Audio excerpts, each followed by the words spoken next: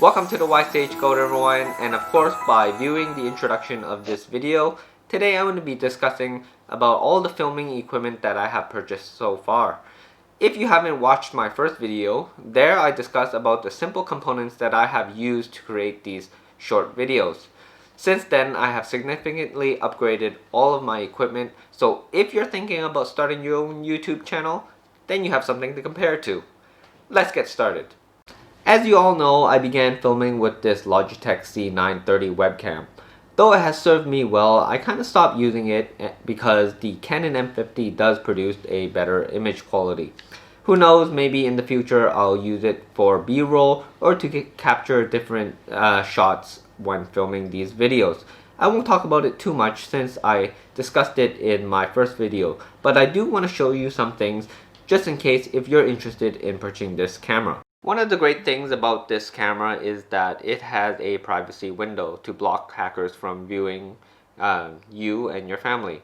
It latches on to the laptop like any other normal webcam, and on the bottom you can see that it has a screw which you can attach to a tripod. Since purchasing the Canon M50, the main lens that I have been using is the 15-45mm kit lens. One of the good things about this lens is that it allows you to zoom in and zoom out on the subject that you're filming. It does produce a good field of view and decent image quality. However, my main gripe with this lens is that in low light situations, it doesn't perform very well, which led me to get a new lens that I'll be discussing shortly. Here is the kit lens in a bit more detail. Another thing that photographers have an issue with this lens is that it is mostly a plastic construction, so when mounting it onto your camera, it tends to scratch a bit more easily at the mounting points, as you guys can see here.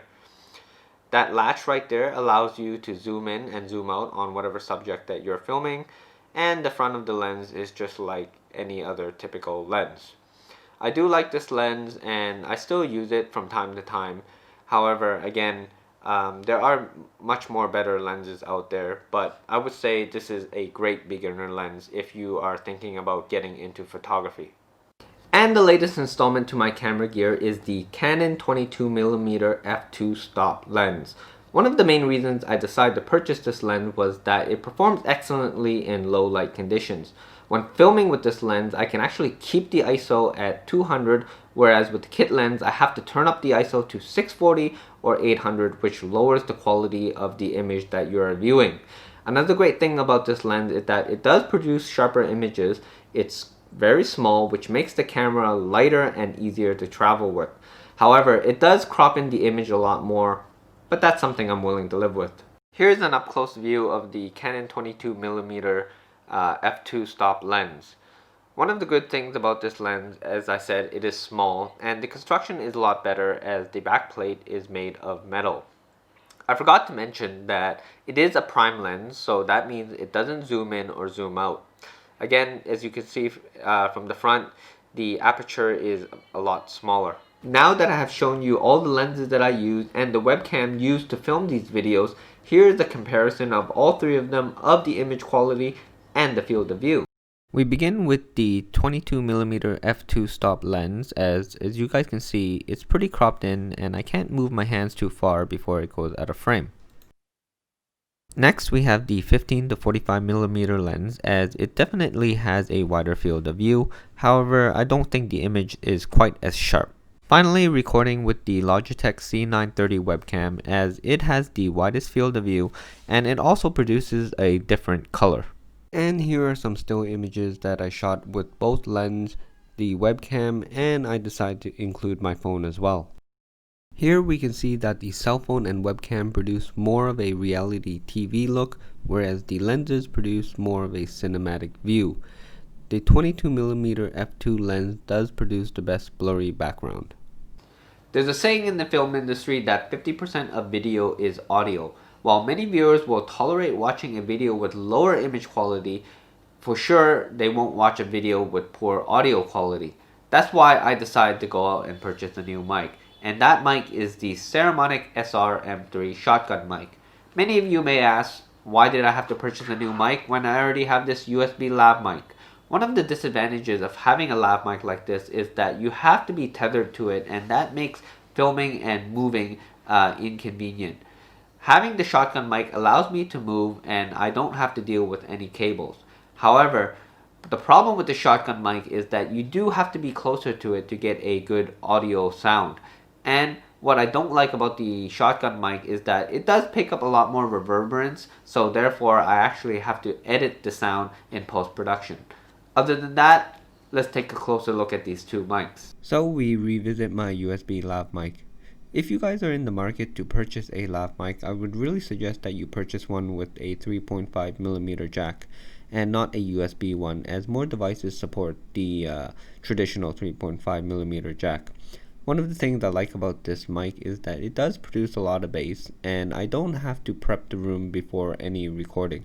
So here's an up close look of the mic. On the right side we have the on and off switch, a 10 decibel signal booster, and an indicator light to let you know that the mic is on or off. You may think that's silly, but you'd be surprised at how many people forget to turn off the mic once they are finished filming. The cord isn't that long, which makes it a good thing, so you don't have a lot of cable around your camera. On the other side, we have a mic input in which you can attach another lav mic if you want to record two people talking, and a headphone jack to listen to yourself while you record, something that is very useful. On the top, we have the power source, which is a AAA battery, and I find that convenient because, of course, you can buy those anywhere. On the rear of the mic, we have the low cut noise filter, and this is used for in situations where you are filming in a very noisy environment. I have never used this, and I don't think I ever will. On the bottom of the mic, this is the hot shoe mount in which you can attach to your camera or a boom pole. So that is a brief look at the Ceramic SR-M3 shotgun mic. I would say that these two lights are of great value, and if you're beginning YouTube, I would highly recommend them. They are the Viltrox L116T lights. Not only are they small and compact, they're dimmable, you can adjust the color temperature, and they're inexpensive as well. I purchased these two lights that came with two NP batteries for roughly $80, including shipping. Unfortunately, when purchasing the lights, they do not come with an AC adapter. I decided to get one anyways, just in case if I needed it. It was only $5. The front of the light doesn't offer anything special, but as we turn towards the rear, here are where all the controls are. We have an on and off switch to the left, the battery in the middle, and a display on the right, along with the knob to control the light itself. Initially, when you turn the knob, it controls the brightness of the light, and you cannot adjust the light below 20%. And the maximum the light goes to, of course, is 100%. If you push in the button, this is where you can control the color temperature, and the color temperature ranges from 3300 Kelvin to a maximum of 5600 Kelvin. At the top of the light and at the sides, you can see that there are some vents to allow the heat to dissipate. Under the battery is where you can actually attach the AC adapter. Detaching the battery is super easy, and as you can see, the battery itself is very small, so it doesn't add a lot of weight to the light, so you shouldn't have a problem attaching the light itself to a light stand or a tripod. Here is another view just to give you a demonstration of the light on how bright it actually gets. I can honestly say the light is actually blindingly bright, and I normally use it at a 75% brightness level with a color temperature of 5600 Kelvin. My first tripod was the Yongten VZT 520RM. It's a pretty light tripod, however, it isn't that sturdy. I paid roughly $20 for this. Raising and lowering the head of the tripod, panning it, is seamless, and it does have a tilt function. I do believe that all functions can perform a lot better though. Next is a random crappy tripod in which I purchased at a mobile phone shop. As you guys can see, the light is not secured properly, and you run the risk of damaging your expensive equipment if you put any on this tripod. Taking a closer look at the head, I can see why it doesn't hold the equipment properly. The hole in which the screw goes in is much bigger, so there's a lot of play there. But that's what you get when you pay $10 for a tripod. Tilting and panning the head is difficult, and the action does not perform smoothly. You guys are gonna laugh at this, but if you take a look at this screw, it's basically useless and does not perform any function. I only realized this when I took it home. As you guys can see, the mechanism to raise and lower the head has broken off, and basically this is the only way I can raise and lower the head. Next we have the VELBON M47. When purchasing a tripod, I suggest that you get one that goes up pretty high, as you'll never know when you need that height difference. Retracting the legs of the tripod, you guys can see that it becomes very compact once the legs are put away, so you can still use this as a tabletop tripod. Taking a closer look at the head, the plate is of quality as it has a rubberized surface and clicks onto the head pretty well. Panning and tilting the head is very smooth, and you can get amazing shots with these angles. Raising and lowering the head is just as smooth, and I never have a problem feeling that I'm putting too much force on the tripod. One of the best things I like about this tripod is that the head can become a monopod or a selfie stick, and you'll never know if you need this kind of filming angle when shooting a video. Here's a look at all three tripods side by side. And we end with the camera itself, which is the Canon M50.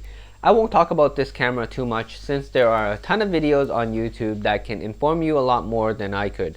But from someone who's just beginning YouTube, what I do like about it is that the functions and the software are user-friendly. You can interchange the lenses to get a different look.